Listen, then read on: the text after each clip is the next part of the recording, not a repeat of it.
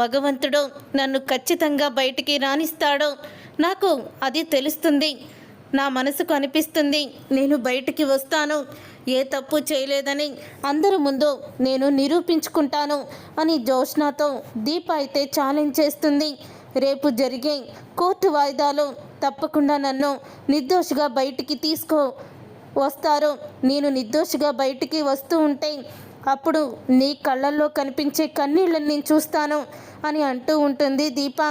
ఇప్పటి వరకు ఎదుటి వాళ్ళు ఏడవాలి, ఎదుటి వాళ్ళు బాగుపడకూడదని నేను ఎవ్వరి గురించి కూడా అనుకోలేదు. నాకు కీడు చేసిన వాళ్ళ గురించి కూడా ఎప్పుడు నేను తప్పుగా అనుకోలేదు. కానీ ఇప్పుడు నీ విషయంలో తప్పకుండా నేను అనుకుంటున్నాను. రేపు నేను నిర్దోషిగా బయటికి వచ్చేటప్పుడు నీ కళ్ళల్లో తప్పకుండా నీళ్లుంటాయి. అవి ఎందుకో నీకు తెలుస్తుంది, చూసుకో అని అంటూ ఉంటుంది దీప. ఇదేంటి, అన్ని సాక్ష్యాలు అన్నీ తారుమారు చేసేసినా సరే ఎందుకు ఇలాగా జరుగుతుంది? దీప ఇంత కాన్ఫిడెన్స్గా ఎలా ఉంది అని జ్యోత్స్న అయితే దీప మాటలకి షాక్ అయిపోతూ ఉంటుంది. తర్వాత ఇక జ్యోత్స్న అయితే ఇంటికైతే వెళ్తుంది. అలా ఇంటికి వెళ్ళిన జ్యోత్స్నని దశరథ అయితే అడుగుతూ ఉంటాడు. ఎక్కడికి వెళ్ళావు జ్యోత్స్న అని అడుగుతూ ఉంటే పని మీద బయటికి వెళ్ళాను డాడీ అని అంటూ ఉంటుంది జ్యోత్స్న. అప్పుడే ఇక జ్యోత్స్నతో దశరథ అంటూ ఉంటాడు, కోర్టు విషయాలు దీప విషయాలు పక్కన పెట్టు, గౌతమ్తో నీకు పెళ్లి ముహూర్తాలు పెట్టిస్తున్నాను అని దశరథ షాక్ ఇస్తాడు జ్యోత్స్నకి. అప్పుడే జ్యోత్స్న అయితే ఇప్పుడు ఈ టైంలో పెళ్లి ముహూర్తాలు ఏంటి డాడీ అని అంటూ ఉంటుంది జ్యోత్స్న. ఇప్పటికే లేట్ అయిపోయింది. ఇప్పుడే గౌతమ్ వాళ్ళ పేరెంట్స్కి ఫోన్ చేశాను. గౌతమ్ ఎక్కడికో వెళ్ళాడని తన ఫోన్ స్విచ్ ఆఫ్ వస్తుందని చెప్పారు. గౌతమ్ వచ్చిన వెంటనే పెళ్లి ముహూర్తాలు ఖరారు చేస్తాను అని అంటూ ఉంటాడు దశరథ అయితే.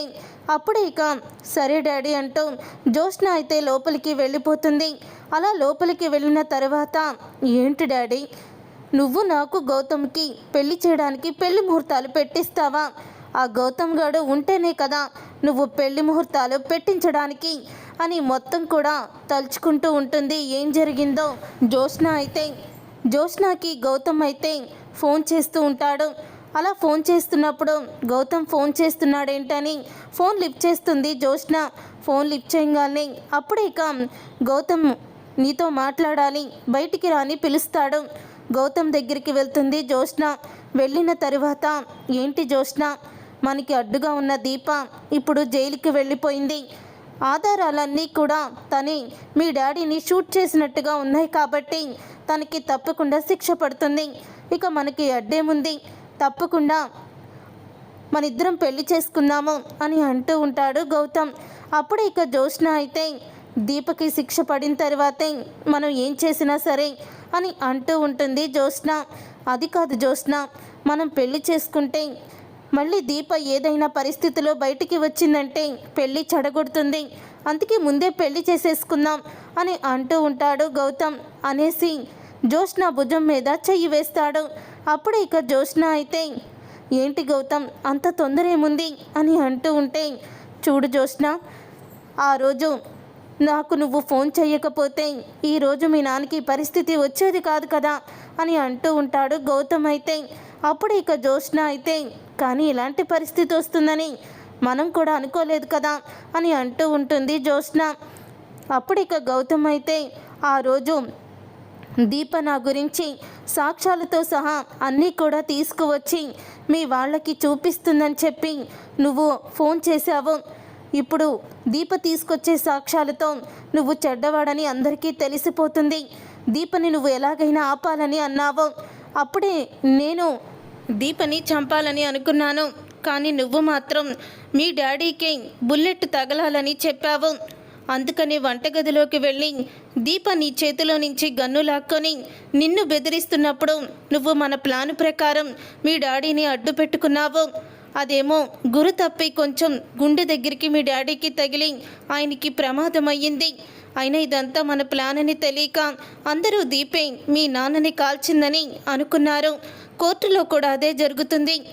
కాబట్టి మీ నాన్న ఎలాగో ప్రాణాపాయ స్థితి నుంచి బయటపడ్డారు. ఇక మనం పెళ్లి చేసుకోవడం కరెక్టు అని అంటూ ఉంటాడు గౌతమ్ అయితే. అప్పుడే ఇక గౌతమ్ మాటలకి జ్యోత్స్న అయితే దీపకి శిక్ష పడే వరకు కూడా నేను ఈ పెళ్లి ప్రస్తావన తీసుకురాను అని అంటూ ఉంటుంది జ్యోత్స్న. అప్పుడే ఇక గౌతమ్ అయితే చూడు జ్యోత్స్న, నువ్వు అటు తిప్పి ఇటు తిప్పి నాతో పెళ్లి క్యాన్సిల్ చేయించుకోవాలని అనుకుంటున్నావేమో. ఒకవేళ నువ్వు నాతో పెళ్లి క్యాన్సిల్ చేయించావనుకో, ఇప్పుడు నువ్వే ఇదంతా చేయమన్నావని, మీ డాడీని నువ్వే షూట్ చేయమన్నావని నేను అందరికీ నిజం చెప్పేయాల్సి ఉంటుంది, గుర్తుపెట్టుకో అని అంటూ గౌతమ్ అయితే జ్యోత్స్నకి షాక్ ఇస్తాడు. అప్పుడు ఇక గౌతమ్ అలా చెప్పేసి వెళ్ళిపోయాక, రే గౌతమ్, అసలు నువ్వు బ్రతుకుంటేనే కదరా నన్ను ఈ విషయంపై నువ్వు బెదిరించడానికి. ఆల్రెడీ నీకు డెడ్ లైన్ స్టార్ట్ అయిపోయింది. నువ్వు ఇంటికి వెళ్లకుండానే పైకి పోతావు. ఆల్రెడీ నీ గురించి రౌడీ లారీతో సిద్ధంగా ఉన్నాడు అని జ్యోత్స్న మనసులో అనుకుంటూ ఉంటుంది. ఇంతలో గౌతమ్ రోడ్డు మీద వెళ్తూ ఉంటే అప్పుడే ఒక లారీ వచ్చి గౌతమ్ని గుద్దేస్తుంది. ఇక లారీలో ఉన్న డ్రైవర్ అయితే లారీ వదిలేసి పారిపోతాడు. గౌతమ్ అయితే ఇక కారు చెట్టుకి ఢీకొనడంతో కొన ఊపిరితో ఉంటాడు. అప్పుడే అటుగా వెళ్తున్న కార్తీక్ అయితే గౌతమ్ని చూస్తాడు. ఇక గౌతమ్ని చూసి షాక్ అయిపోతూ, గౌతమ్ ఏమైంది నీకు అని అంటూ గౌతమ్ని కాపాడి హాస్పిటల్కి అయితే తీసుకువెళ్తాడు. హాస్పిటల్లో గౌతమ్కి సంబంధించిన బ్లడ్ గ్రూపు లేదని, తనకి బ్లడ్ ఎక్కించాలని డాక్టర్లు అనడంతో అప్పుడే కార్తీక్ అయితే బ్లడ్ కూడా ఇస్తాడు. అప్పుడే గౌతమ్ స్పృహలోకి అయితే రాడు. గౌతమ్ స్పృహలోకి రాకపోవడంతో మళ్ళీ తర్వాత వస్తానని కార్తీక్ అయితే ఇంటికి వచ్చేస్తాడు. ఇదంతా కూడా జ్యోత్స్న ఆడుతున్న నాటకం. జ్యోత్స్నకి గౌతమ్ యాక్సిడెంట్లో చనిపోయాడని అనుకుంటుంది, కానీ కార్తీక్ గౌతమ్ని కాపాడి హాస్పిటల్లో జాయిన్ చేసిన విషయం అయితే అస్సలు కూడా జ్యోత్స్నకి తెలీదు. తర్వాత ఇక జ్యోత్స్న అయితే దీప జైలుకి, ఈ గౌతమ్ గాడు పైకి పోయారు. ఇక బావకి నాకు ఎటువంటి అడ్డు లేదు. మెల్లిగా ఆ శౌర్యని కూడా పైకి పంపించేస్తే ఈ ఆస్తి మా బావ నాకే సొంతమవుతారు అని జ్యోత్స్న అయితే అనుకుంటూ నవ్వుకుంటూ ఉంటుంది. జ్యోత్స్న అలా నవ్వుకుంటూ ఉండంగానే ఇంతలో పారిజాతం అయితే, ఏ జ్యోత్స్న, అసలు నువ్వేం చేస్తున్నావు, నీకు అర్థమవుతుందా అని అంటూ ఉంటుంది. పారిజాతం, ఏంటి గ్రాని, నేను నవ్వుకుంటూ ఉంటే నీకేదో విషయాలు తెలిసినట్టు అలా మాట్లాడతావేంటి అని అనగానే, అవతల పక్క మీ నాన్న గౌతమ్తో పెళ్లి ముహూర్తాలు పెట్టిస్తానని చెప్తున్నాడు అని అనగానే, పెట్టించని గ్రాని, ఆగిపోయే పెళ్ళికి మనం ఎందుకు టెన్షన్ పడడం అని అంటూ ఉంటుంది జ్యోత్స్న. తర్వాత ఇక గౌతమ్కి అయితే స్పృహ వస్తుంది. గౌతమ్కి స్పృహ రావడంతో అప్పుడే కార్తీక్ అయితే గౌతమ్ ఎదురుగా నిలబడతాడు. కార్తీక్ని చూసి గౌతమ్ షాక్ అయిపోతూ ఉంటే, నువ్వేంటి ఇక్కడున్నావు అని అడుగుతూ ఉంటే, సారే మిమ్మల్ని సరైన సమయానికి ఇక్కడికి తీసుకువచ్చారు, లేకపోతే మీరు ఈరోజు ప్రాణాలతో ఉండేవాళ్ళు కాదు అని అంటూ ఉంటే అప్పుడు ఇక గౌతమ్ అయితే దీప విషయంలో చేసిన పాపాన్ని తలుచుకుంటూ ఉంటాడు. దీప విషయంలో ఎంత తప్పు చేశానో అని చాలా కుమిలిపోతూ ఉంటాడు. అప్పుడు ఇక గౌతమ్ దగ్గరికి వెళ్ళి, ఇప్పుడు ఎలా ఉంది గౌతమ్ అని కార్తీక్ అడుగుతూ ఉంటే, రే కార్తీక్, నువ్వు నా స్నేహితుడివి, కానీ ఎప్పుడూ కూడా నిన్ను నేను స్నేహితుడిగా చూడలేదు. కానీ నువ్వు మాత్రం నన్ను ఎప్పుడు ఫ్రెండ్ అనే అనుకున్నావు. నీ భార్య విషయంలో ఆ జ్యోత్స్న మాటలు విని నేను చాలా పెద్ద తప్పు చేశాను అని అంటూ ఉంటాడు గౌతమ్ అయితే. అప్పుడే ఇక కార్తీక్ అయితే, రే గౌతమ్, నీకు తెలియని విషయాలు జ్యోత్స్న గురించి నాకు చాలా బాగా తెలుసు. నువ్వు మీ ఇంట్లో పనిచేసే పని మనిషికి కడుపు తీసుకువచ్చావని, తనని ప్రెగ్నెంట్ చేశావని అన్నీ కూడా జ్యోత్స్నకి తెలుసు. ఆ రోజు దీప నీతో గొడవ పెట్టుకునేటప్పుడే జ్యోత్స్న నీతో మాట్లాడడానికి మీ ఇంటికి వచ్చింది అని అంటూ ఉంటాడు కార్తీక్ అయితే. ఇక ఆ మాట విని ఒక్కసారి గౌతమ్ షాక్ అయిపోతూ, ఏంటి కార్తీక్ నువ్వు మాట్లాడేది అని అంటూ ఉంటాడు. అవునురా గౌతమ్, ఇదంతా నిజం. నీ గురించి నిశ్చితార్థానికి ముందే జ్యోత్స్నకి మొత్తం తెలుసు. కానీ దీప చేతుల మీదుగానే నిశ్చితార్థం ఆపించేయాలని జ్యోత్స్న ప్లాన్ చేసి అందరి ముందు కూడా నీ పరువు తీసి అలాగే దీపని కూడా కొట్టబోయింది. అంత దుర్మార్గురాలు జ్యోత్స్న అని అంటూ ఉంటాడు.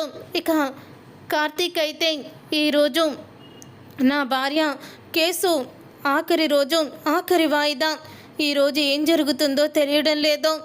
జోష్న ఎంతకైనా తెగించేస్తుంది, ఏం చేయడానికి కూడా వెనుకాడడం లేదు అని అంటూ ఉంటాడు కార్తీక్. అయితే అప్పుడు ఇక కార్తీక్ అన్న మాటలకి ఇక గౌతమ్ అయితే, కార్తీక్ నీకు ఒక విషయం చెప్పాలి, కానీ ఇప్పుడు నేను కోర్టుకు వచ్చి ఆ విషయాన్ని చెప్పే పరిస్థితిలో లేను.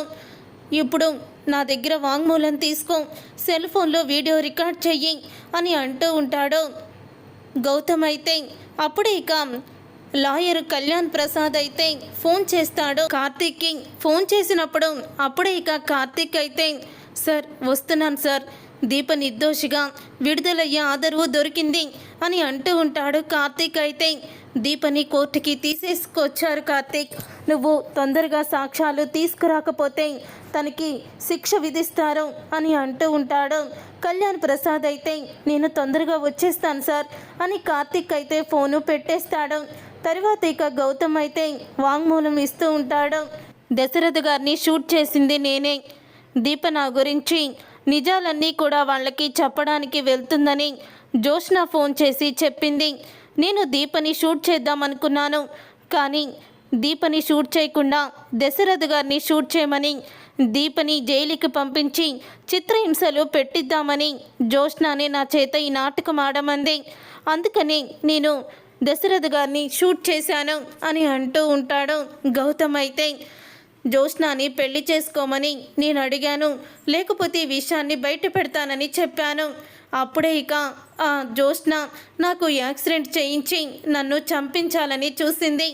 సమయానికి కార్తీక్ నన్ను హాస్పిటల్లో జాయిన్ చేశాడు. తన భార్యని నేను ఎన్ని మాటలన్నా, ఎంత అవమానించినా మంచి మనసుతో నాకు బ్లడ్ ఇచ్చి నన్ను కాపాడాడు. అలాంటి మంచి వ్యక్తులకి అన్యాయం జరగకూడదు సార్. ఇదంతా జోష్నానే నా చేత చేయించింది. నేను హాస్పిటల్ నుంచి కోలుకున్న తర్వాత నేను పోలీసులకి లొంగిపోతాను అని గౌతమ్ అయితే అంటూ ఉంటాడు.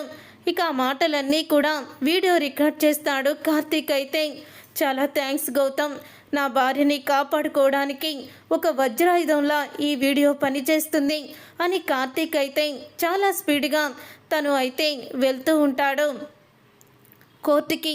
అలా కోర్టులో అయితే దశరథ బోన్లో నిలబడి, ఆ రోజు నా కూతుర్ని దీప షూట్ చేయబోయింది, నా కూతురు భయంతో వణికిపోతూ నన్ను అడ్డుగా నిలబెట్టింది.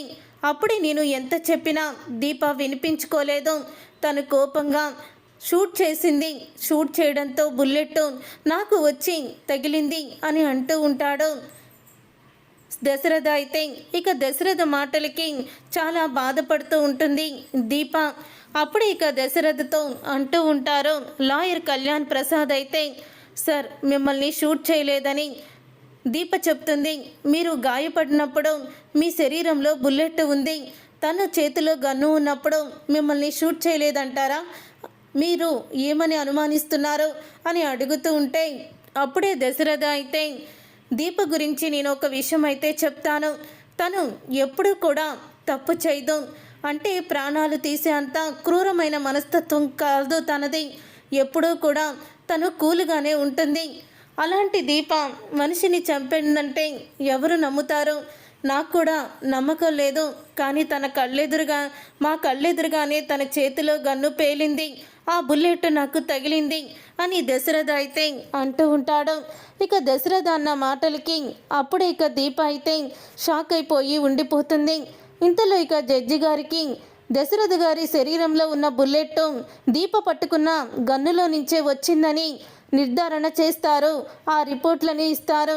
అప్పుడు ఇక ఆ రిపోర్ట్లు చూసి అందరూ కూడా షాక్ అయిపోతూ దీపే ఈ హత్య చేసిందని దీంట్లో నిరూపితమైంది, తన షూట్ చేసిన గన్నులో నుంచే బుల్లెట్ వచ్చింది అని అనడంతో అప్పుడే ఇక ఆ మాట విని దీప అయితే లేదు, నేను అసలు షూట్ చేయలేదు అని గట్టిగా అంటూ ఉంటుంది.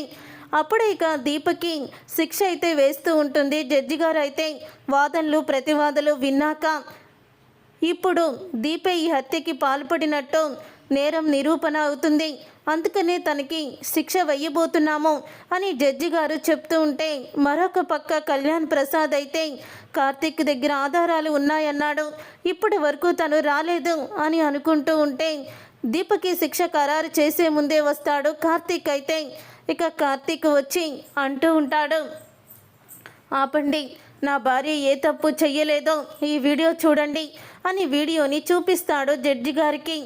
నేను ఒక్కదాన్ని చూస్తే ఈ వీడియో సరిపోదు, అందరూ కూడా చూడాలి అంటూ వీడియోనైతే తిప్పుతుంది. అలా వీడియోని తిప్పిన తర్వాత అప్పుడే ఇంకా జ్యోత్స్నాని ఇదంతా నా చేత చేయించిందని, దశరథ గారిని షూట్ చేసింది దీప కాదు నేనేనంటూ తను ప్రాణాపాయ స్థితిలో హాస్పిటల్లో ఉండి నిజమైతే చెప్పేస్తాడు. గౌతమ్ అయితే ఇక ఆ నిజం విని ఒక్కసారి షాక్ అయిపోతూ ఉంటుంది జ్యోత్స్న. ఇక జ్యోత్స్న చేసిన కుట్రని తెలుసుకొని సుమిత్ర అయితే కన్న తండ్రిని చంపాలని చూస్తావా, నువ్వు అసలు ఆడదానివేనా అంటూ జ్యోత్స్న చెంప పగలగొడుతుంది. సుమిత్ర అయితే అప్పుడే శివన్నారాయణ, నా కొడుక్కి బుల్లెట్ తగిలిందని దీపని కార్తిక్ని ఎంత అపార్థం చేసుకున్నాను, కానీ దీనంతటికీ కారణం నువ్వే అన్నమాట అని సుమిత్ర కూడా అంటూ ఉంటుంది.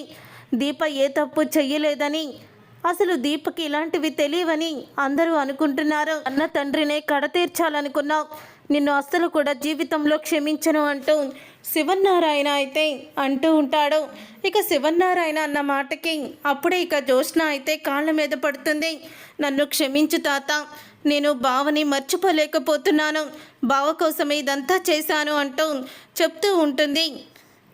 జ్యోత్స్న అయితే అప్పుడే జ్యోత్స్న అన్నదానికి అందుకని కన్న తండ్రినే షూట్ చేయమంటావా, ఆ బుల్లెట్ కొంచెం కిందకి దిగుంటే ఈరోజు నా కొడుకు ప్రాణాపాయ స్థితిలో నుంచి బయటపడేవాడు కాదు, అసలు నా కొడుకు ఇలా అవడానికి సగం కారణం నువ్వే అని అంటూ జ్యోత్స్నని నిలదీస్తూ ఉంటాడు శివన్నారాయణ. అప్పుడే ఇక దీపని నిర్దోషిగా విడుదల చేస్తుంది కోర్టు. అయితే నిర్దోషిగా విడుదల చేసిన తర్వాత అప్పుడే జ్యోత్స్న కళ్ళల్లో నీళ్లు ఉంటాయి, దీప ముఖంలో సంతోషం ఉంటుంది.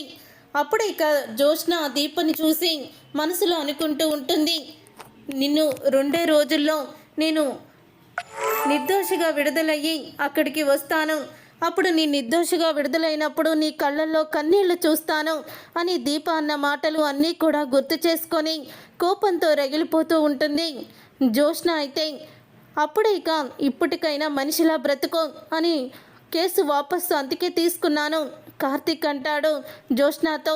చూసారుగా ఫ్రెండ్స్, రాబోయే కథలో ఖచ్చితంగా ఇలాగే జరగబోతుంది. మరి ఇలాగే జరగాలని మీరైతే కోరుకుంటున్నారా? అయితే వీడియోని తప్పకుండా లైక్ చేసి ఛానల్ని సబ్స్క్రైబ్ చేసుకొని పక్కనే ఉన్న గంట సింబల్పై ఆల్ అని క్లిక్ చేయండి. అప్పుడే మేము పెట్టే ప్రతి వీడియో మీరు మిస్ కాకుండా చూసేయవచ్చు.